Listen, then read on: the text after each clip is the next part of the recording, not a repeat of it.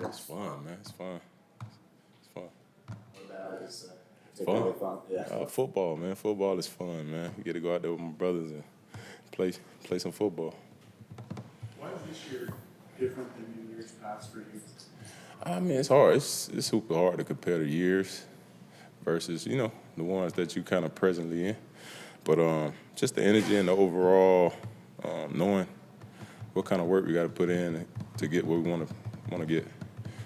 How do the conversations change among defensive players and coaches when you're in year 2 in a system versus year 1? Because you know your weaknesses. What you need to get better at as a group and as an individual, and you're chipping away at it every day. And so you're improving the weaknesses, but you're also improving the strengths. How does it Jim, as a coach, compared to coaching your dad in terms of the way he tries to build relationships with y'all, from he got there with a knife and he sent them birthday texts. Yeah. Did you get a birthday text? Yeah, I did. Coach Harbaugh is just a solid overall dude, man.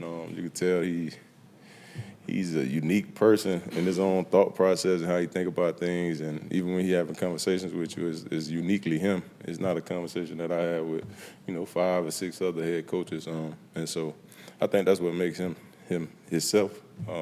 But he's a man's man too. So like you said, the knives and the boots and the worker man vibe. You could tell where he came from, and he didn't forget it.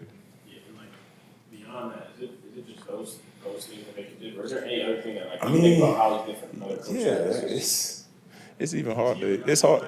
That's what I'm saying. Yeah, we got knives, boots. Yeah, we got knives, boots. It's a whole kit. It come with the whole kit, and so he just thinks uniquely, but everything serves a purpose. Do you think that being close, together as a team, has any impact, or stuff he does has any impact on how well you guys might perform? The little things he does, whether it's. I feel like everything is intentional, man. Just the thought process. I could tell everything he says, he's thought about it maybe 100 times before he told us. And so he's definitely unique in that way, but also just uniquely himself. He's just speaking on how he feels whenever he's in front of us. And so you can tell the genuineness in that. If you just, as a person, you can tell when somebody's being genuine versus when it's not genuine. And so just knowing he got our best interest in everything that he think about, it's always something that he thinking about that can be the little thing to make it a better season for us. How have you felt about the interior D-line group that you've been playing next week? Yeah, man, I'm excited about these guys, man. Got Otito in there, D-Hand, Tier, Naquan, all them guys. We got a young guy, JC. I'm excited to play with those guys and to go out there and keep getting better together. Feels like a pretty deep group. What does that do for a defensive front when you can potentially rotate? It's a rotation. 7? You said it. Yeah, you can keep everybody fresh up front, and that's huge in this league.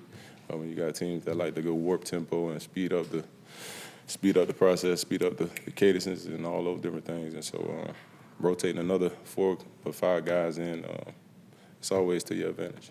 In every season game, what did you see from guys like Kyle Kennard?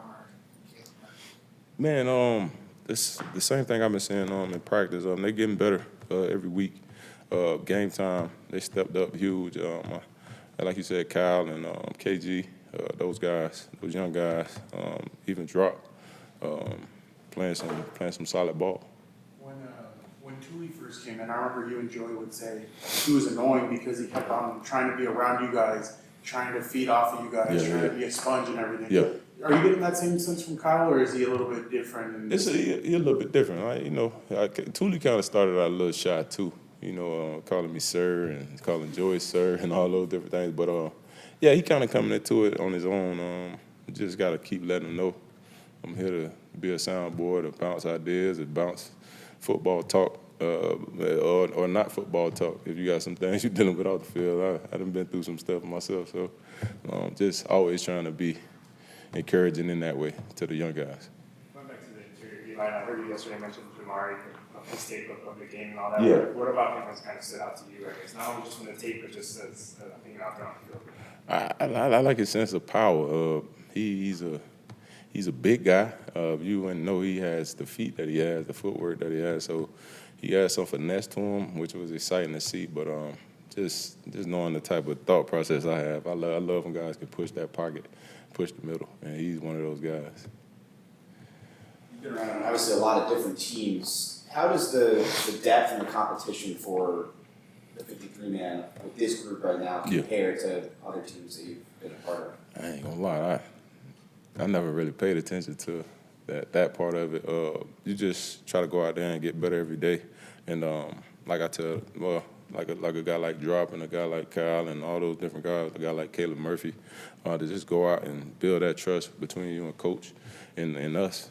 And we see it, and we can see it consistently over and over. It'll be a huge difference maker moving forward. Just knowing that you got a guy that you can trust out there with you and the coach's trust, that's everything.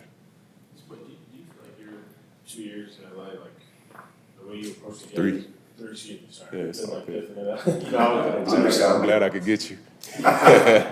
500. You're 300. You're almost a 300 year, but like these guys have changed. Like I don't know, like a lot of people say for you, Yeah. the way you were in Chicago or the way you brought it, you seem like happier here.